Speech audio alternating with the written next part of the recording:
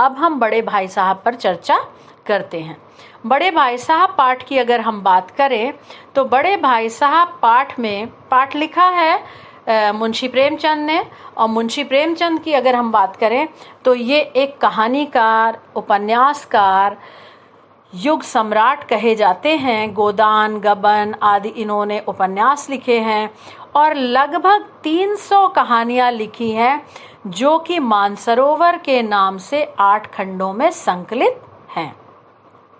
तो बात करते हैं हम प्रेमचंद के पाठ बड़े भाई साहब की। इस पाठ की अगर बात करें तो इस पाठ में एक बड़े भाई साहब है और एक छोटा भाई है। छोटा भाई और बड़े भाई में कोई ज़्यादा अंतर नहीं है, कुछ साल का ही अंतर है, लेकिन फिर भी जो बड़ा होता है उससे हम ज़्यादा उम्मीद करते हैं। अगर एक बच्चा क्लास 1 में है और अगर दूसरा उसका बड़ा भाई क्लास 4 में है तो क्लास 4 वाले बच्चे से हम कहेंगे देखो तुम बड़े हो ना, तो तुम उसका ध्यान रखो। इसी तरह इस पाठ में भी दोनों भाई विद्यालय में पढ़ते हैं, हॉस्टल में रहते हैं माता पिता से दूर। तो बड़े भाई के ऊपर जिम्मेदारी है अपने छोटे भाई की और उसकी जिम्मेदारी को बखूबी उठाते हैं और एक आदर्श भाई बनने का प्रयास करते हैं। बड़े भाई साहब केवल 5 साल बड़े हैं छोटे भाई से और केवल 3 दर्जे आगे। पढ़ना भी उन्होंने उसी उम्र में शुरू किया, लेकिन बड़े भाई साहब का मानना था कि तालीम बहुत महत्वपूर्ण चीज़ है। तालीम यानी शिक्षा, इसमें जल्दबाजी नहीं करनी चाहिए। वो ये चाहते थे कि इस भवन की बुनियाद मजबूत हो जिस पर आलीशान महल बन सके। मतलब कि अगर नींव मजबूत होगी तो इमारत भी उस पर बुलंद बनेगी। अगर बेसिक कॉन्सेप्ट आपके क्लियर होंगे, अगर जो आप बचपन से छोटी कक्षाओं में पढ़ते हैं अगर आप वो बराबर अच्छे से पढ़ते ध्यान देते चलेंगे तो आगे चल के आपके कॉन्सेप्ट ज़्यादा क्लियर होंगे, आपको ज़्यादा समझ आएगा। तो इसी तरह बड़े भाई साहब की भी सोच थी। बड़े अध्ययनशील थे, यानी पढ़ते बहुत थे और हर समय किताब खोले रहते थे और शायद दिमाग को आराम देने के लिए कभी कभी किताब और कॉपी के हाशियों माने मार्जिन में कोई चित्र बनाते थे, कोई शब्द लिखते थे, कोई इबारत लिखते थे, कभी कोई पहेली लिखते थे। लेखक बहुत समझने की कोशिश करता था लेकिन उसको वो समझ में नहीं आता था। लेखक दूसरी तरफ उसका मन पढ़ने में बिल्कुल नहीं लगता था। 1 घंटा भी उसको किताब लेकर बैठना पहाड़ लगता था। हॉस्टल से निकलकर मैदान में आ जाता, कभी कंकड़ियाँ उछालता, छोटे छोटे कंकड़ उछालता, कभी कागज़ के हवाई जहाज उड़ाता, कभी कोई साथी मिल गया तो उसके साथ 4 दीवारी यानी बाउंड्री वॉल पर चढ़ता कूदता, कभी फाटक पर सवार होकर आगे पीछे घूमते कार की तरह आनंद लेते। लेकिन जब वो कमरे में आता भाई साहब के पास तो भाई साहब का वो रुद्र रूप माने गुस्से वाला रूप देखकर वो डर जाता, घबरा जाता। अच्छा, भाई साहब को देखते उसके प्राण सूख जाते। प्राण सूख जाना माने डर जाना, रुद्र रूप माने गुस्से वाला चेहरा देख के। इस पाठ की एक और विशेषता है कि इसमें मुहावरों का बहुत प्रयोग किया गया है और आपके पाठ्यक्रम में मुहावरे भी हैं। तो जब एग्ज़ाम में मुहावरे पूछे जाते हैं तो ज़्यादातर पाठ से होते हैं और इस पाठ में बहुत सारे मुहावरे हैं, तो उनको पहचानने की और उनके अर्थ को समझने की कोशिश भी करिएगा। तो जब लेखक आता कमरे में तो भाई साहब उससे हमेशा एक ही जैसी ध्वनि में पूछते कहाँ थे, और लेखक चुप रह जाता। ना जाने वो ये क्यों नहीं कह पाता कि ज़रा बाहर खेल रहा था। और जब वो चुप रह जाता तो चुप रहने का मतलब ये होता है कि हमने अपनी गलती मान ली। तब भाई साहब उसको स्नेह और रोष माने गुस्से और प्रेम दोनों के मिले जुले रूप में उसका स्वागत करते, यानी उसको उपदेश देते, उसको समझाते। इस तरह अंग्रेजी पढ़ोगे तो जिंदगी भर पढ़ते रहोगे, एक अक्षर भी समझ में नहीं आएगा। अंग्रेजी पढ़ना कोई हंसी खेल नहीं है कि जो भी पढ़ ले, ऐरा गैरा नत्थु खैरा माने कोई भी पढ़ ले। दिन रात आंखें फोड़नी पड़ती हैं, यानी बहुत पढ़ना पड़ता है, खून जलाना पड़ता है, अपने आप को कष्ट देना पड़ता है, तब जाकर ये विद्या आती है। और कहने को ही आती, कहाँ आती है। बड़े बड़े विद्वान भी शुद्ध अंग्रेजी नहीं लिख पाते। और मैं कहता हूँ तुम कितने घोंघा हो, माने कितने मूर्ख हो कि मुझे देखकर भी सबक नहीं लेते। कहते इसमें तुम्हारा कोई दोष नहीं है, तुम्हारी बुद्धि का कसूर है, तुम्हारी बुद्धि भ्रष्ट हो गई है। कहते इतने मेले तमाशे होते हैं, क्रिकेट होता है, हॉकी मैच होते हैं, कभी तुमने देखा है मुझे जाते हुए? एक इतना पढ़ता हूँ तब भी एक दर्जे में 2-2 3-3 साल पढ़ा रहता हूँ। पता नहीं तुम कैसे उम्मीद करते हो कि इतना खेलते कूदते तुम पास हो जाओगे।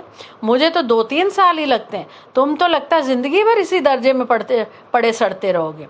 और उन्होंने कहा कि अगर ऐसे ही तुम्हें उम्र गंवानी है, ऐसे ही तुम्हें समय गंवाना है, तो बेहतर है घर चले जाओ, क्यों माता पिता की गाढ़ी कमाई बर्बाद करते हो। इतना लेक्चर लेखक सुनता, इतनी लताड़ सुनता, आंसू बहाने लगता, कुछ नहीं बोलता। बोलेगा क्या? सोचता गलती मैंने की है तो उसका अपराध किया उसका खामियाजा तो भुगतूंगा ही। और भाई साहब उपदेश देने की कला में निपुण थे। ऐसी ऐसी लगती बातें माने कटु वचन, ऐसी ऐसी चुभती हुई बातें, सूखती बाण माने तीखी बातें कहते कि लेखक बहुत दुखी हो जाता और वो थोड़ी देर के लिए ये सोचता कि क्यों ना चला जाऊं, ये काम मेरे बस का नहीं है, तो मैं यहाँ क्यों अपना समय बर्बाद कर रहा हूँ और अपनी ज़िंदगी बर्बाद कर रहा हूँ। इससे बढ़िया तो मूर्ख रहूँ, इतनी मेहनत तो मैं नहीं कर पाऊँगा। उसे चक्कर आ जाता, लेकिन थोड़ी देर बाद वो निराशा के बादल छट जाते, माने उसकी निराशा दूर हो जाती और वो सोचता मन लगा के पढ़ूंगा। एक टाइम टेबल बनाता, क्योंकि बिना कोई प्लानिंग के किसी काम को शुरू कैसे करेंगे। तो वो टाइम टेबल बनाता और उस टाइम टेबल में पढ़ने का ही सारा टाइम निकालता, बस भोजन, आराम और स्कूल।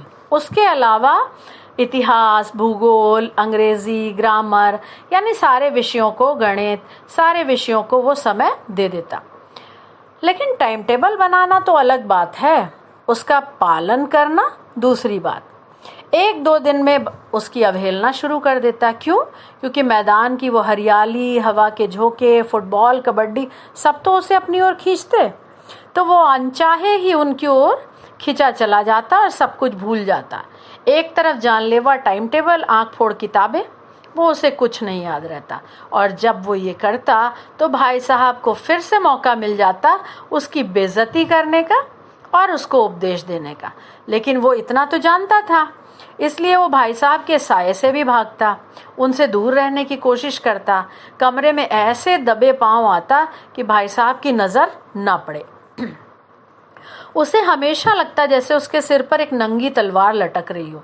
सिर पर नंगी तलवार लटकना माने खतरा मंडराना, तलवार गिरी और गर्दन गई। लेकिन कहता है जैसे हमें ये पता होता है कि मौत और विपत्ति सच्चाई है जीवन की, फिर भी हम मोह माया के जाल में उलझे रहते हैं। वैसे ही वो जानता था कि भाई साहब फटकारेंगे भी, घुड़कियां भी देंगे, लेकिन खेलकूद का मोह नहीं छोड़ पाता था।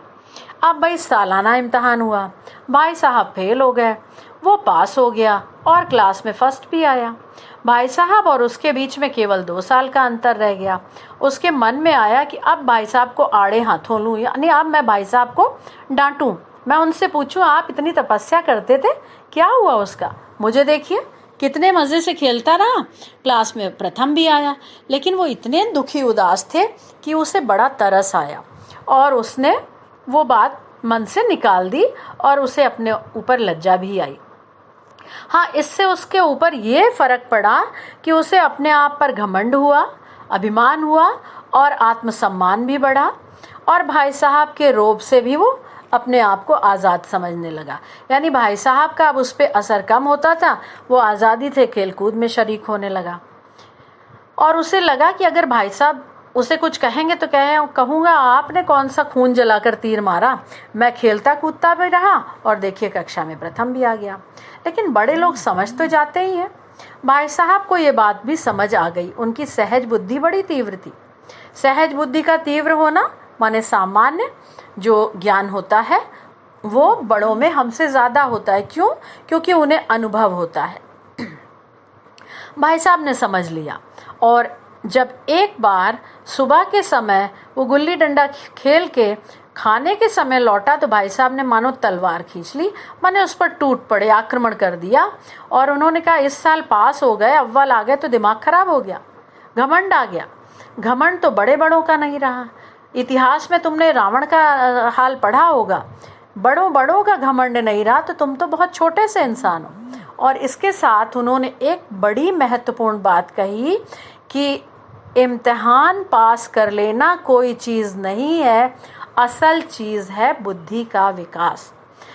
बच्चों, बड़ी महत्वपूर्ण चीज़ है कि वाकई हम पढ़ते चले जाते हैं, एक के बाद एक कक्षा पास करते चले जाते हैं, लेकिन ये भी ध्यान देना चाहिए कि उससे हमारी बुद्धि कितनी विकसित हुई, कितना हमने सीखा, कितना ग्रहण किया।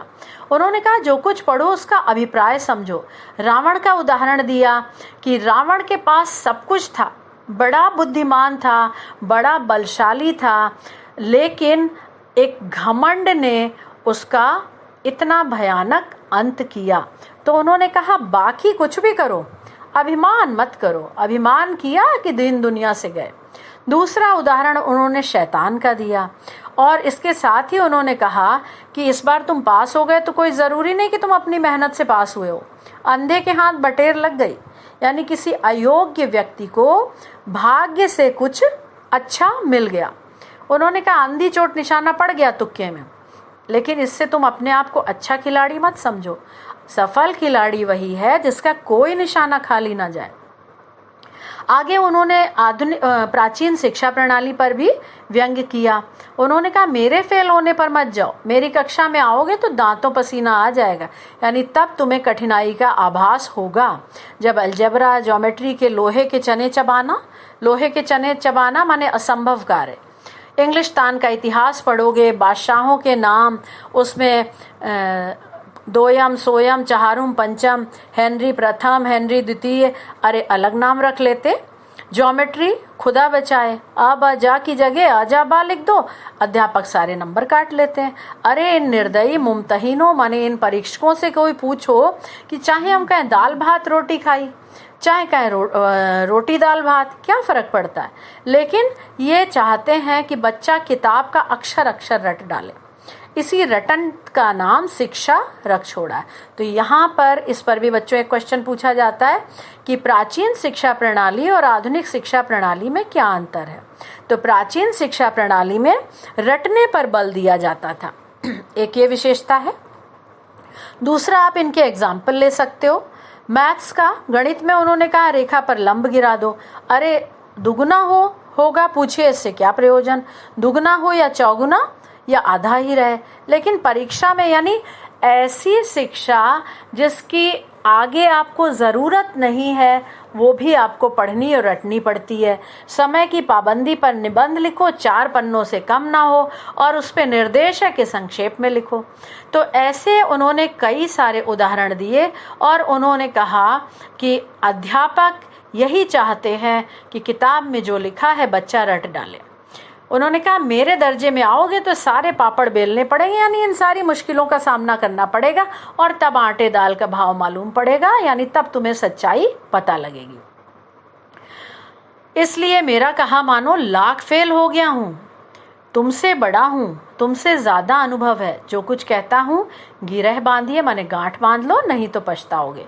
भाई साहब प्रवचन दे रहे थे, उपदेश दे रहे थे। लेखक परेशान था, लेकिन कहता है स्कूल का समय निकट था, नहीं तो ना जाने कब उपदेश खत्म होते। खाना खाया, निस्वाद लग रहा था। उसे लगा पास हुआ, कक्षा में प्रथम आया, तब तो इतनी बेइज्जती, इतना अपमान। फेल हो जाता तो शायद जान ही ले लेते। और भाई साहब ने बड़े क्लास की अगली कक्षा की पढ़ाई का जो भयंकर चित्र खींचा था, उससे वो डर गया। वो कह रहा स्कूल छोड़कर नहीं भागा, यही ताज्जुब है। लेकिन इन सारी बातों के चलते भी किताबों के प्रति उसकी जो अरुचि थी वो वैसी ही रही, खेलकूद के प्रति उसकी जो रुचि थी वैसी ही रही। खेलने का कोई मौका नहीं चूकता था, बस इतनी कोशिश करता था कि रोज का काम पूरा कर ले और कक्षा में अपमानित ना होना पड़े। लेकिन उसका आत्मविश्वास फिर कमज़ोर पड़ गया भाई साहब के इन उपदेशों से। भाई फिर सालाना इम्तहान हुआ, और फिर कुछ ऐसा संयोग कि लेखक फिर पास हो गया और भाई साहब फिर फेल हो गए। उसने बहुत ज़्यादा मेहनत नहीं करी, लेकिन ना जाने वो कैसे फिर प्रथम आ गया। वो खुद चकित रह गया। भाई साहब ने जानलेवा मेहनत की, एक एक शब्द चाट लिया, लेकिन फिर चेहरा सफ़ेद पड़ गया, लेकिन फिर भी फेल हो गए। उसे उन पर दया आ रही थी। जब नतीजा सुनाया गया तो वो रो पड़े। वो खुद भी रोने लगा। उसे अपने पास होने की खुशी आधी लगने लगी। वो सोचने लगा कि मैं भी फेल हो गया होता तो शायद इतना दुख ना होता, लेकिन क्या करें। अब उसके और भाई साहब के बीच केवल एक कक्षा का अंतर रह गया।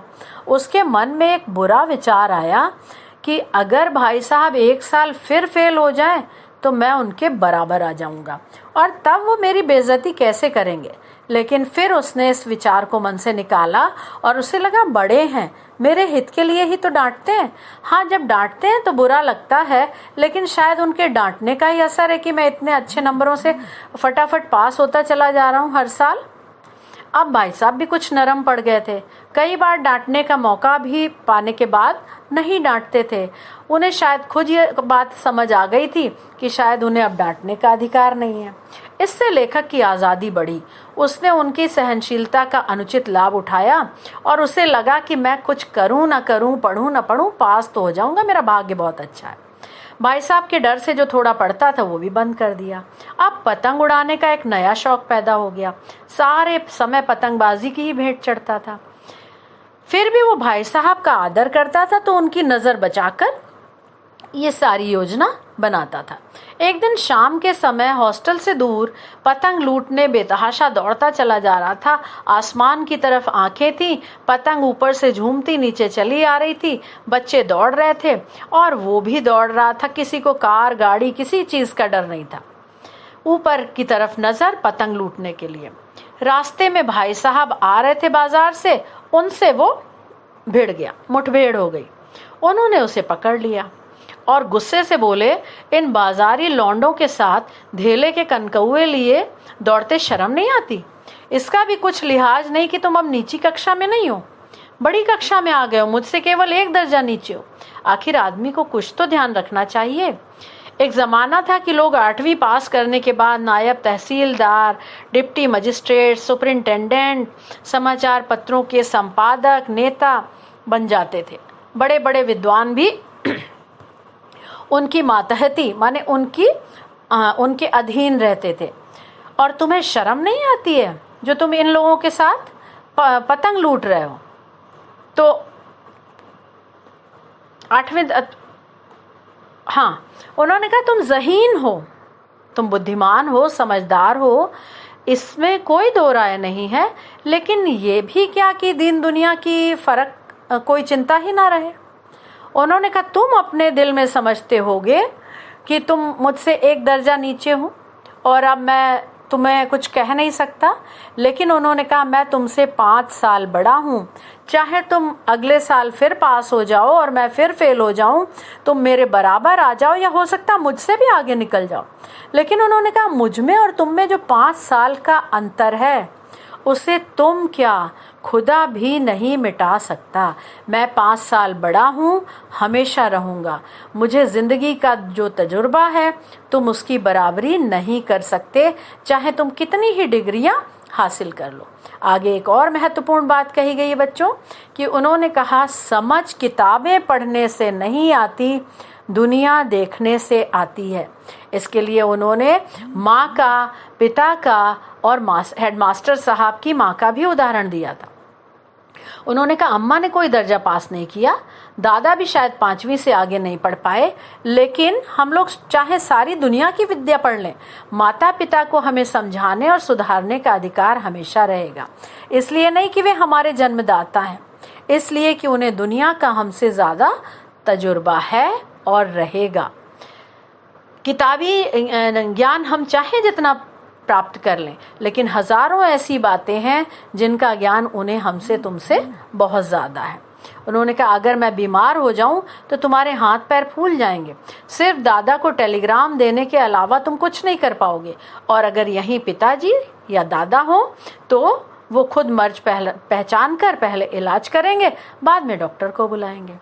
ऐसे ही उन्होंने हेडमास्टर साहब का और उनकी माँ का उदाहरण दिया कि वो ऑक्सफोर्ड के पढ़े थे, लेकिन फिर भी उनकी माँ उनसे ज़्यादा समझदार थी, जिसके कारण उनके घर में बरकत आ गई। तो आगे उन्होंने कहा कि मेरे रहते तुम बेराह नहीं चल पाओगे। और अगर तुम्हें ऐसे समझ नहीं आया तो कहने लगे मैं तुम्हें थप्पड़ से समझाऊंगा, मैं तुमसे बड़ा हूँ तो बड़ा ही रहूँगा, अगर तुम नहीं माने तो मैं तुम्हें थप्पड़ से समझाऊंगा, हाथ दिखाकर उन्होंने कहा। कहने लगे मैं जानता हूँ तुम्हें मेरी बातें जहर लग रही होंगी। लेखक उनकी इस नई युक्ति के आगे नतमस्तक हो गया। आज उसे लगा कि वास्तव में वो बहुत छोटा है। भाई साहब के प्रति उसके मन में श्रद्धा जागी, उसकी आंखों में आंसू आ गए और उसने कहा हरगिज नहीं, आप जो कुछ कह रहे हैं बिल्कुल सच है और आपको उसको कहने का हमेशा अधिकार है। भाई साहब ने उसे गले लगाया और उन्होंने कहा मैं पतंग उड़ाने को मना नहीं करता, मेरा भी मन करता है, लेकिन अगर मैं खुद गलत रास्ते पर चलूँगा तो तुम्हें कैसे समझाऊँगा। उसी वक्त एक पतंग उड़ती हुई आई। भाई साहब लंबे थे, उन्होंने उचक कर उसे पकड़ा, उछलकर और बेतहाशा हॉस्टल की तरफ दौड़े। लेखक उनके पीछे पीछे दौड़ने लगा। तो बच्चों यहाँ पर पाठ समाप्त हुआ। हम इसके प्रश्न के मुख्य बिंदुओं पर सिर्फ चर्चा करेंगे, बाकी मुझे उम्मीद है कि आपको समझ आ गया होगा। पहला प्रश्न है, छोटे भाई ने अपनी पढ़ाई का टाइम टेबल बनाते समय क्या सोचा और फिर क्यों उसका पालन कर पाया क्या? तो टाइम टेबल तो उसने बनाया जिसमें उसने खेलने का समय बिल्कुल नहीं रखा, विभिन्न विषयों का समय रखा, लेकिन उसका पालन इसलिए नहीं कर पाया कि उसे मैदान की हरियाली, हवा के झोंके, फुटबॉल, कबड्डी आदि खेल अपनी ओर आकर्षित करने लगे, इसलिए वो उसका पालन नहीं कर पाया। दूसरा प्रश्न है कि एक दिन जब गुल्ली डंडा खेलने के बाद छोटा भाई बड़े भाई साहब के सामने पहुंचा तो उनकी क्या प्रतिक्रिया हुई? उनकी प्रतिक्रिया क्या हुई कि वो बहुत गुस्से में थे और उन्होंने उसको डांटा और उन्होंने उसे समझाया कि पास होने पर, प्रथम आने पर उसके मन में जो अहंकार जन्म ले गया है वो बहुत ही गलत चीज़ है। इसके लिए उन्होंने रावण इत्यादि का उदाहरण दिया। तो ये सारे बिंदु आप उसमें लिखेंगे। तीसरा है, बड़े भाई साहब को अपने मन की इच्छाएं क्यों दबानी पड़ती थी? ये भी हम ऑलरेडी डिस्कस कर चुके हैं कि दोनों भाई माता पिता से दूर हॉस्टल में रहते थे, तो उन्हें लगता था वो बड़े हैं, उनके ऊपर जिम्मेदारी है अपने छोटे भाई की, तो अगर वो खुद गलत रास्ते पर चलेंगे तो अपने छोटे भाई को कैसे समझाएंगे। अगला प्रश्न है, बड़े भाई साहब छोटे भाई को क्या सलाह देते थे और क्यों? तो इसमें हम पूरे पाठ से लेंगे कई सारे पॉइंट्स, कई बिंदु आएंगे इसमें। एक, अहंकार न करने की सलाह। दूसरा, हमेशा पढ़ने की सलाह देते थे। तीसरा, वो बताते थे कि समझ किताबें पढ़ने से नहीं अनुभव से आती है। नींव मजबूत हो तभी आलीशान महल बनेगा, है ना। तो कई सारे आप ले सकते हैं जिसमें मेन हो जाएगा कि पढ़ने की सलाह देते थे और अहंकार न करने की सलाह देते थे। छोटे भाई ने बड़े भाई साहब के नरम व्यवहार का क्या फायदा उठाया? जब वो दूसरी बार भी कक्षा में प्रथम आ गया या पहली बार पास हुआ कक्षा में प्रथम आ गया, भाई साहब का व्यवहार कुछ नरम हुआ तो वो और अधिक स्वच्छंद हो गया और अधिक आज़ादी से खेलने लगा। उसके मन में अहंकार जन्मा, उसका आत्मविश्वास बढ़ा, उसे लगा उसका भाग्य बलवान है, भले ही वो पढ़े ना पढ़े, तो और ज़्यादा खेलने कूदने में समय बिताने लगा और कनकौए का नया शौक पाल लिया। अगला प्रश्न है कि बड़े भाई साहब की डांट फटकार ना मिलती तो क्या छोटा भाई कक्षा में अव्वल आता? अपने विचार लिखिए। इसमें हम सकारात्मक पॉइंट देंगे बच्चों कि बड़े भाई साहब की डांट फटकार अगर ना मिलती तो छोटा भाई कक्षा में प्रथम नहीं आता। मतलब जो हमारे बड़े होते हैं उन्हें हमें डांटने और समझाने का अधिकार होता है। यद्यपि छोटा भाई पढ़ने में अच्छा था, अपना काम समय से पूरा कर लेता था, इतना कि उसे कक्षा में अपमानित ना होना पड़े, लेकिन फिर भी बड़े भाई साहब की डांट फटकार के कारण ही वो अपना ध्यान पढ़ाई की ओर ज़्यादा लगाता था, अन्यथा वो पढ़ना लिखना बिल्कुल छोड़ देता। तो हमारे बड़े जो होते हैं उन्हें हमारे को सुधारने का, हमारा मार्गदर्शन करने का अधिकार होता है, उन्हें हमें समझाने का अधिकार होता है। तो इसका हम पॉजिटिव आंसर लिखेंगे कि छोटा भाई पढ़ने में अच्छा तो था, लेकिन फिर भी बड़े भाई साहब जब उसे समझाते थे तो उसके कारण उसकी पढ़ाई और अच्छे से हो जाती थी। अगला प्रश्न है, इस पाठ में लेखक ने समूची शिक्षा के किन तौर तरीकों पर व्यंग किया है? इस पर भी हम लोगों ने चर्चा की थी कि प्राचीन शिक्षा प्रणाली पर व्यंग किया है, और इससे क्वेश्चन ये भी पूछा जाता है कि आधुनिक शिक्षा प्रणाली और प्राचीन शिक्षा प्रणाली की तुलना कीजिए। तो पुरानी शिक्षा पद्धति में परीक्षक चाहते थे कि बच्चा अक्षर अक्षर किताब का रट डाले। तो उसमें गणित का या हिंदी, समय की पाबंदी, जो एग्जाम्पल्स दिए हैं आप वो ले सकते हो। पुरानी शिक्षा पद्धति रटने पर बल देती थी। पुराने समय में अध्यापक बड़ा सख्त दंड दिया करते थे। आज के समय में शिक्षा पद्धति में लचीलापन आ गया है, वो रटने की बजाय समझने पर बल देती है और आज के शिक्षक मित्रवत व्यवहार करते हैं। तो आप ये पॉइंट्स ले सकते हैं। दूसरा है, बड़े भाई साहब के अनुसार जीवन की समझ कैसे आती है। ये भी हमने डिस्कस किया था कि समझ किताबें पढ़ने से नहीं आती, अनुभव से आती है। यानी जो कुछ आप पढ़िए उसको अपने अनुभव में लाइए, अमल में लाइए और उसे अच्छे से समझिए, तभी आपकी बुद्धि विकसित होगी। और इस बात को सिद्ध करने के लिए हम माता पिता का और हेडमास्टर साहब की माँ का उदाहरण भी देंगे। अगला प्रश्न है, छोटे भाई के मन में बड़े भाई साहब के प्रति श्रद्धा क्यों उत्पन्न हुई। जब वो यहाँ पर पतंग लूटने वाली घटना लेंगे कि जब वो पतंग लूटने के लिए दौड़ता चला जा रहा था और भाई साहब से उसकी मुठभेड़ हो गई, तब भाई साहब ने जो उसे समझाया कि मैं बड़ा हूँ, बड़ा ही रहूँगा, चाहे मैं तुमसे पीछे हो जाऊं, तुम पास होते मुझसे आगे हो जाओ, चाहे तुम डिलीट कर लो, लेकिन मुझे तुम्हें समझाने का अधिकार हमेशा रहेगा। जो उम्र का अंतर है उसे खुदा भी नहीं मिटा सकता।